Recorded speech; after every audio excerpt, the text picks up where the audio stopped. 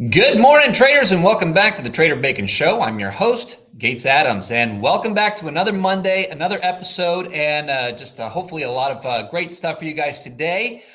First and foremost, a couple of things. Wanted to make sure that when you guys see the link in the chat, we will be giving away 3 evaluations this week from this show. So make sure you fill that out and get your chance to win that. Winners will be notified by the end of the week on how to get that all set up. That is opening a door or adding on to whatever it is that you have, whether you've got evaluations or not, whether you've got PAs or not, you still qualify. So make sure to take full advantage of that.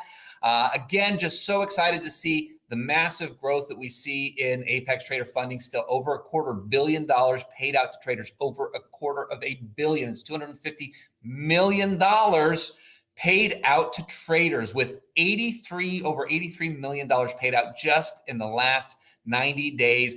Get your chance at some of that. Test your skills if you have not already, and improve your portfolio if that's where you are today. Also wanted to make sure that I invited you guys to check out the Forged Trader podcast. We will have a new episode coming out later this week, so make sure to get in there and check that out as well. Also want to congratulate last week's winners of the evaluations. We got Willie Booze, Matt, and Derek. So congratulations to all of you. Hopefully you guys are taking those and rolling with them. We had a fun start to the morning or the week this morning. I know I certainly did. Got a little dicey for a minute with that turnaround, but I trade NQ. But nonetheless, we're looking forward to an exciting and profitable week this week. An evaluation, by the way, is with Apex Trader Funding. This is an evaluation to earn a PA where you can actually trade with Apex funds. You can go to apextraderfunding.com, promo code Benzinga, to learn all about that. Let them take the risk, not you. Fill out the form. There's no cost. There's no risk. You're not going to get on some spammy list or anything like that. Go ahead and fill it out for a chance to win a free evaluation. Yes, prop trading. So check that out as well. Now, I've got an exciting show for you today. I will tell you ahead of time, as we were doing pre-show prep, we might have a little bit of a connection issue. We're going to cross our fingers and hope everything goes well. But if need be, I'm going to invite you guys in the chat to chat with me and let me know if you have any questions, anything that you'd like to discuss, if we have any issues with the chat. But today, hopefully everything goes well. I've got Jay-Z on today's episode of the Trader Bacon Show. Welcome to the Trader Bacon Show, where we showcase everyday traders that are getting funded, paid, and bringing home the bacon. Are you ready? Because the Trader Bacon Show starts right now.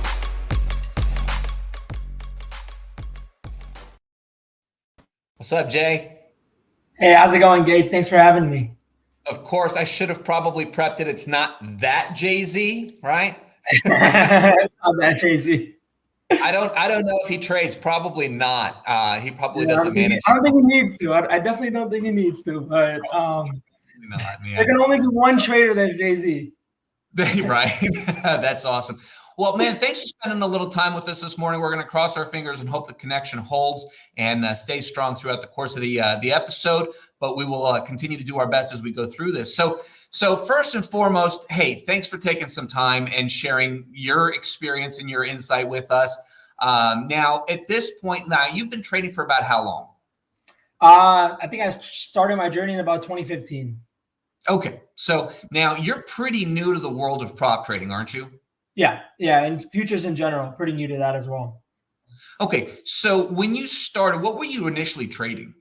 I started heavily with options, and back in 2015, when before I used to just invest, and then when I kind of got into options and started understanding it, that's kind of where my journey began. Gotcha. Now, as you progressed, how did you do in the world of options at that point? Obviously, trading your own funds. Obviously, I think every trader has a pretty crazy story of highs and lows. Mine's pretty similar. You started off, you kind of get addicted, right? You kind of get attached. You begin to understand things, learn things. I watched a lot of YouTube videos trying to find different strategies and different things that work for me based on how I kind of trade, trying to get a grip on your emotions. So, you made a lot of money. Then I lost a lot of money plus more. So, it was a pretty crazy journey, obviously, like kind of got to a point where I'm like, maybe this is not for me. Maybe I can't do this, but once you're in it for 5-6 years, and you're kind of just like, at this point, if I stop, then did I just kind of, because like, it's a waste of your time, and it's, you kind of just blew money if you don't learn from your mistakes and then keep on going. And, because I think that's the whole journey. You have to lose money at some point, or, whatever that amount might be for you. I feel like really understanding, get a grip of your emotions, kind of get a grip of what works for you, what strategy works for you, what you can actually do to make sure that, like, this is the mistakes I made, this is what I learned from it, and maybe this is what I need to try now, and kind of guess and check through the way. So I think I had a lot of that. And then while doing that, I always wanted to get into futures. I always heard about it, but I was so heavily invested into options that I just never had the time. But kind of this about a year ago is when I kind of was like, I really want to look into this. I made a Ninja Trader account. I just did a lot of paper trading, kind of like trade a lot, kind of got a grip of kind of like how the market moves and how it kind of works with futures, trading NQ or trading ES, and kind of like other different indices, and kind of figuring out how it works. And then that's when I kind of started seeing ads for prop firms, Apex specifically. And I started my journey then, but with a lot of evaluations account and kind of working on different accounts, and blowing accounts and kind of just realizing on the way of, okay, this strategy doesn't work. I need to tweak this, and I need to understand this. I need to, re-strategize on this. And obviously these challenges aren't made to be easy, but I think over the span of kind of doing these challenges, it made me a better trader, kind of, which ultimately led me to a PA account that's, been growing now, and got my first payout as well. So. Yeah. That's awesome. And that's a major milestone that I think that for some traders, it's super easy. They get there pretty quick. And for other traders, it's like, oh my God, I finally got here.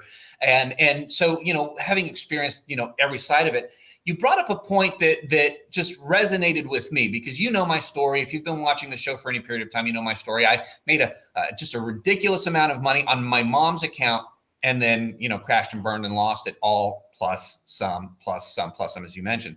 Now, I almost feel sorry for traders who don't experience that quick run up, even if they lose it all in the beginning stages, because quite frankly, that big run up, I think that's what really just brings us into it. I mean, for me, it was over 26 years ago, and I've just never been able to leave it behind. Now, I've gone in and out of the world of trading, but how much of an impact do you think it had? Like, would you have stuck around if you didn't have that initial success early on?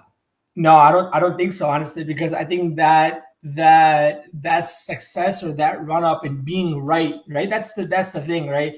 You predict something, and you're like, my strategy is working and I was right. I think that's what makes a trader want to keep on trading, that, your predictions are coming right, you're making money on top of that. And, like, you start to trust your setups, and you're like, like this type of, thing of where I'm right. And it's quick money, that's what you think in the beginning. And then when you understand that the market is not necessarily, just a streamline, there's a lot of ups and downs, and that's when you start to eventually lose money. So I tell new traders all the time, like, if you're not losing money, you're not going to become a successful trader. You need to go through like that.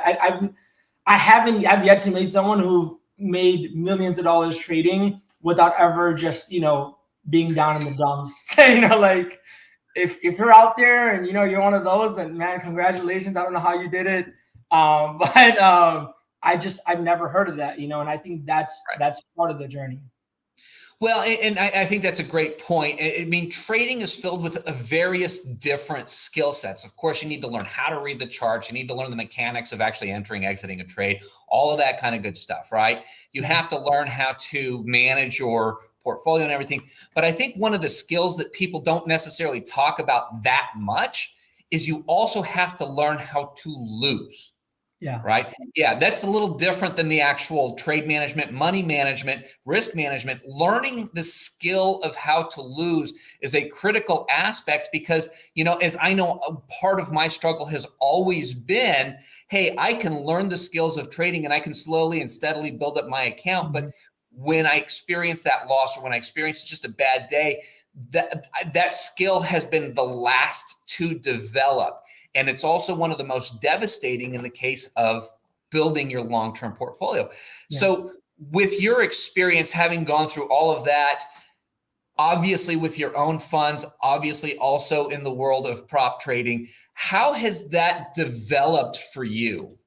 Yeah, I think, and I mean, I'm sure traders hear it a lot that, trading is 90% like emotional management, right? Like it's your mentality, it's how you handle losses, it's how you move past losses, it's how you learn from your losses. And how do you stay consistent? Like how do you not like, oh, I hope it's gonna reverse. I hope this is gonna happen. And kind of really putting that emotional aspect aside and kind of just focusing on your strategies and your technical analysis. And I think that's the hardest thing to gain out of trading, and that's what it takes to gain that. It takes a lot of losses, right? That's where you kind of get it from. And I don't think anyone has 100% grip on it. Do I think that I'm way better now than I was in 2015, 2016? 100%. Sure. Right. I think part of it is that, once you find strategies that work for you, like one thing is important to understand is your strategy is not going to work 100% of the time, and you're not going to win 100% of the time either. It's just that how do you manage your losses, right? Like what are your stop losses set at? What's your risk management? How confident are you in your strategies? If everything is lined up and you're still in a loss and you're like, this is going to reverse, not because I hope for it to reverse, but because I am so confident in my strategy because, in this scenario, in this setup, it works. Okay, but like, where's your stop loss still? Like, where are you setting it? Where are you drawing the line? Because at some point, like, you don't want to blow up your account. You want to make sure if you don't have an account, then you can't, there's nothing you can trade on the next day or, on another position, right? And I think that's the most beautiful thing about futures in general that I learned is, with the stock market, if you woke up to a loss, you only have a certain amount of hours in the day to trade and try and recover that loss. And that emotional, roller coaster is a whole another thing that you have to kind of, manage because you're so like, oh, I have to recover. And then after 4 p.m., you can't even trade. After 3 p.m., you can't even trade. And then you have to wait till the next day. And even based on where the market is moving, you have no control over it. Whereas with futures, you can trade up to 11 hours a day. So if you miss an entry or, you don't have to force any entries. You can just wait and kind of wait for that perfect entry that you can get throughout the day. Right. And I should say 11 viable hours because you can trade it 3 hours, but they're not all good. Now, one of the things I think that it takes a skill that you have to develop before you can learn how to lose, because otherwise all you're going to do is lose and you're never going to see that upside that's going to keep you engaged and keep you excited, is developing a strategy that works for you. Now, different people have different thoughts on strategies. Indicators, no indicators. Markup, no markup. Super simple, super complicated. Rules driven versus just intuition driven, or whatever the case may be. And of course, that's going to be different for everybody.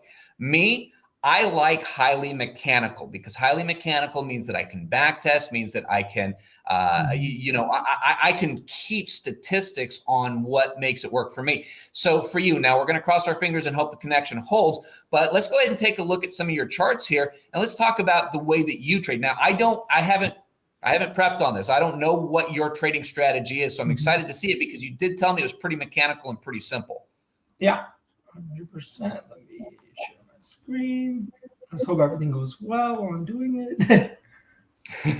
Yeah, we're going to keep our fingers crossed on this, and hopefully everything holds for the next little bit. All right, so we've got your screen here. So tell us what we're looking at here.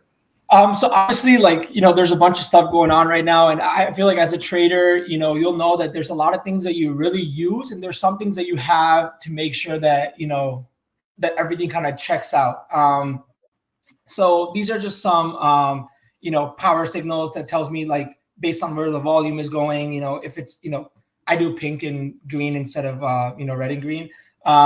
So like, that's like, if it's a decline volume, if it's like a positive volume, so that's that. But the main thing that I want to go over, and I'm actually going to get rid of this just so you have a better understanding of the charts. I'm going to get rid of my trend signals. Is these two lines you see right here. That's the SMA high and SMA low. That's what I mainly use to trade. And I love it with a combination of MACD, because MACD is kind of, I love the MACD because it kind of tells you obviously about, which way the trend is going. And it also, with the crosses, it highlights the reversal in trends. So I'm always looking for these crosses.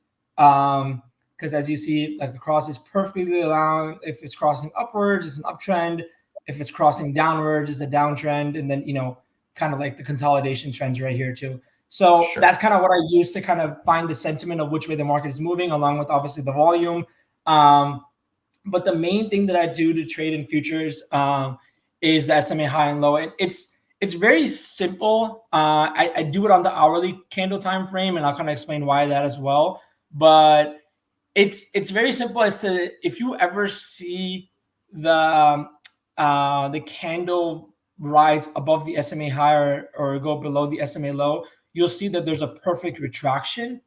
And the biggest thing with trading, I think it's the entry point, right? You can be right, but if you're not, if you're not getting in at the right time, then you can be down a lot of money. You can eventually potentially blow your account, or you can even just, only get in as a good amount to, be really down and then break even. So that's the essence of, trading the SMA and the high and the low. Now, one thing is that if you trade consolidations, which we saw this morning, it was very consolidated before a lot of these big movements. It's very true. As you can see, as soon as it crosses the line, it retracts. It's kind of it's its own support and resistance, basically. Whereas it's a little bit more difficult to trade on uptrends and downtrends, as you can see, because it keeps on gapping down. But the way to trade uptrend and downtrend, at least the way I do it, is you want to get in on a candle that's near the SMA high. So for example, right over here, you'll see that after it went down, it went up for a bit. I got it over here. And then that it's a consistent downtrend, so you can find an exit point somewhere over here. So that's another way of trading uptrends and downtrends. Consolidated trends are very nicely traded. I actually traded this morning. Now, I usually don't like trading New York Opens. They can be pretty crazy. But because of where I've taken my account, I have a little bit of a higher risk tolerance. But even then, I usually don't enter till like 8:45, 8:50. The main thing about the strategy that's worked for me is I always trade the last 15 minutes of the hour candle usually, because the last 15 minutes, you're trading the retraction potentially, right? Like if it's over here, you're waiting for the retraction to trade. If it's 8:20 and you're entering over here, there's a good chance it can keep on going down, right? So you don't want to risk that over here. I got in around at 8:55 over here. And another big thing about SMA high and low that I've noticed personally trading, and again, if you're watching this and you have more questions about this, obviously we can go over it, and you can feel free to reach out. But it's if the SMA high or low, like for example, this is the SMA low. If the candle ends outside, the next candle, 99% of the time so far that I've seen back testing, is a positive candle. It's a reversal candle, because once it ends outside, now that doesn't mean the candle is going to close green, but it sure means that the candle is going to run up green and then eventually take a direction. So as you can see over here, this obviously was a complete reversal. It went completely green, but I'll even show some examples here. This ended outside, went green. This actually didn't really end outside. It was just above outside, but it did end up going green. So that's like a very big thing also. Even on the downtrends, you'll notice it ended outside. It eventually went green, but then obviously it was a downtrend. So you're not going to like wait for the candle to end green, because that's not going to happen on the downtrend most likely. So that's why so this one outside went green and then eventually became red. So that's why entry points are very, very crucial. That's why I always recommend to do it on the 15-minute, the last 15 minutes of the hour candle. Now I'm going to go real quick and explain why I wouldn't use this strategy on any other time frame. This is the 15-minute. Now, the issue that I noticed, I originally wanted to trade this strategy on the 15-minute, but the reason I didn't do it when I was kind of testing it out and blew up a couple of accounts doing it is you'll notice if you actually set up the SMA high and low, you'll notice that on the 15-minute, the SMA high and low, based on where the candle is pushing, the lines will actually move to basically adjust for the breakouts. So there's a lot more movement in these candles on the 15-minute. So if the candle keeps on pushing out the line, then you're not getting a good sense of, okay, where's the outside that I should enter on? Or so that's something that I started realizing and noticing. Again, once you kind of like look at it long enough, you'll kind of understand that if this was to push all the way down here, then this line would adjust as well. Whereas in the hourly,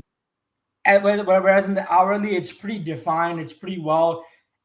Hourly, it does move, but it's very rare. And the thing is, that's why I like to trade on the last 15-minute, because chances are this line, I'm going to tell you at 8:30 in the morning, this pink line was over here.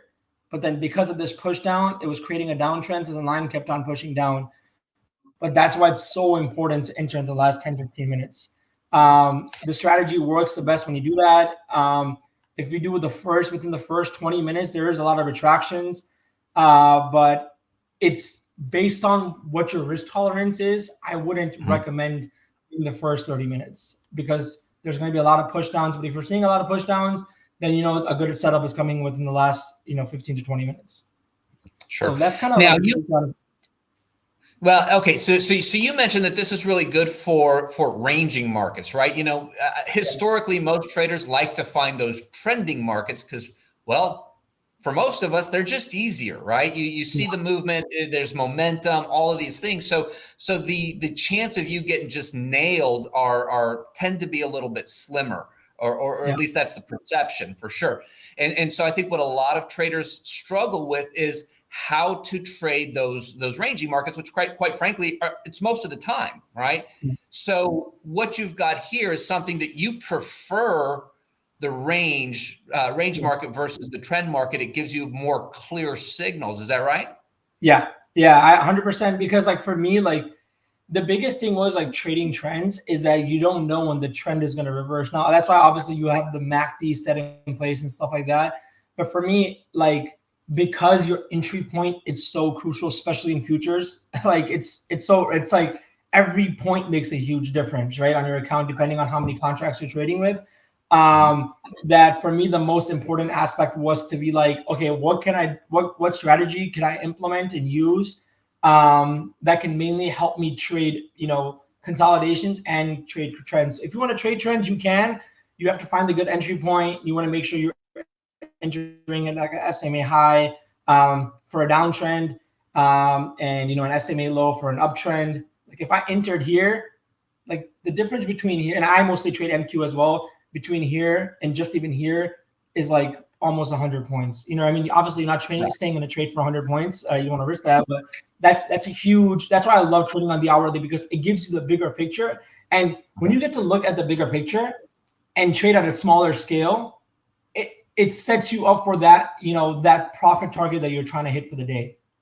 Right. Now, what actually triggers an entry for you, and how do you set your stop loss or your protection? For me, if I'm trading consolidations, or if I'm trading an uptrend, like for example, like I said, I'm not.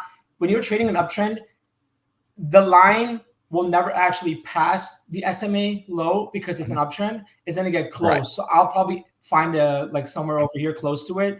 If I'm trading consolidations, like for example, right over here, I'm looking to enter about 20 points outside the SMA low.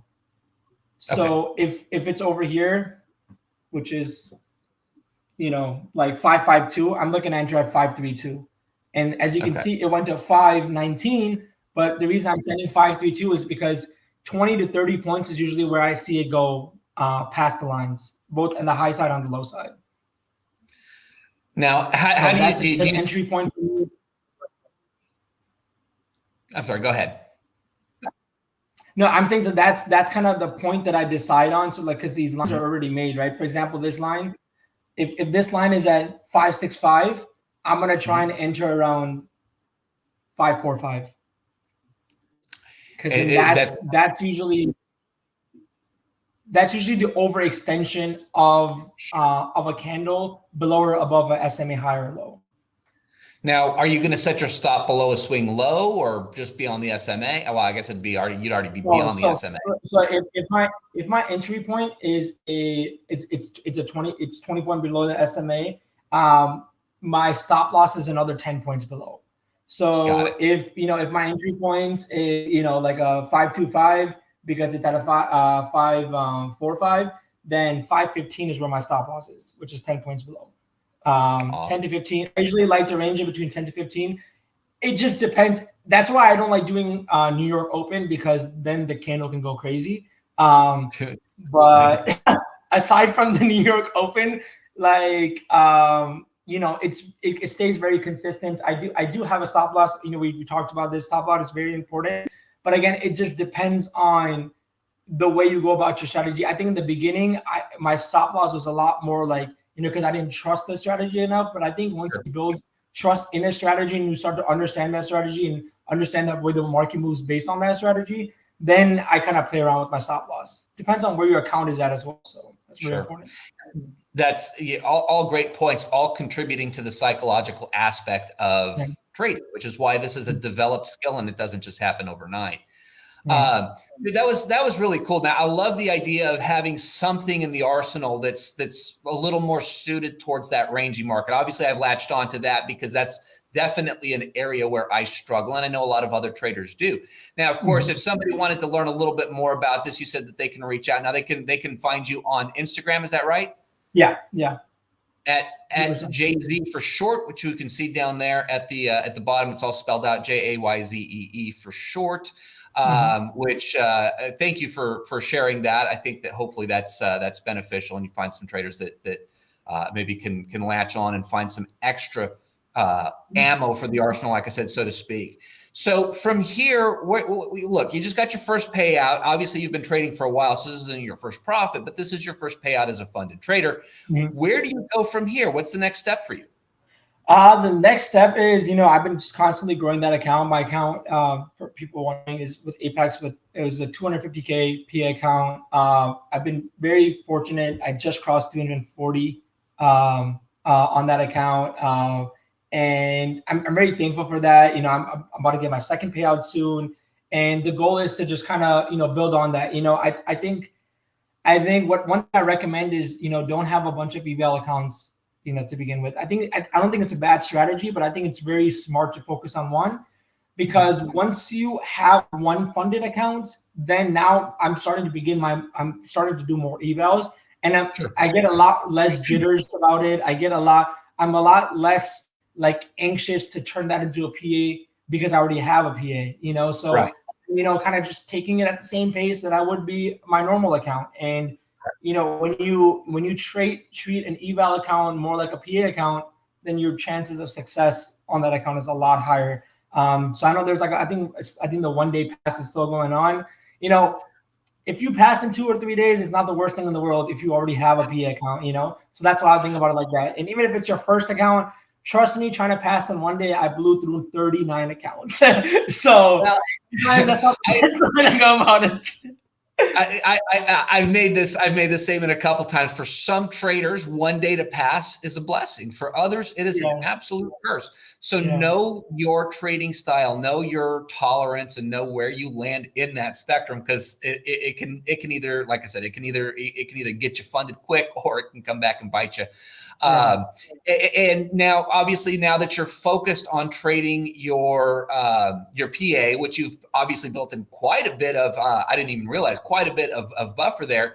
If you add a PA, different traders think differently about it, but I like using the trade copier, because then I can trade my PA like I trade my PA, and I can have my eval in the background just getting passed. If it doesn't pass, okay, I'm going to spend another $36 and get another one, or whatever the case may be. To the point of, we've got about 2.5 days left, by the way, on 80% off all evaluations, and 1 day to pass. So a little bit of business put in there.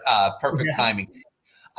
So that said, man, I really appreciate you taking some time and sharing some of your wisdom with us. Obviously not a new trader, just a first payout as a funded trader. But I'm excited to see where this continues to grow for you, and as we continue to build that relationship.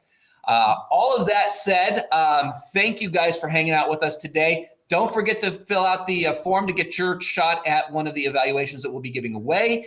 And beyond that, we're going to have another fantastic show for you guys next week. Don't forget to check out the Forged Trader podcast. You can follow me online pretty much anywhere at the Forged Trader, and love to hear from viewers of the show. So let me know that you found me on the show and that you want to say, hey, Jay-Z, thanks, brother. I appreciate your time.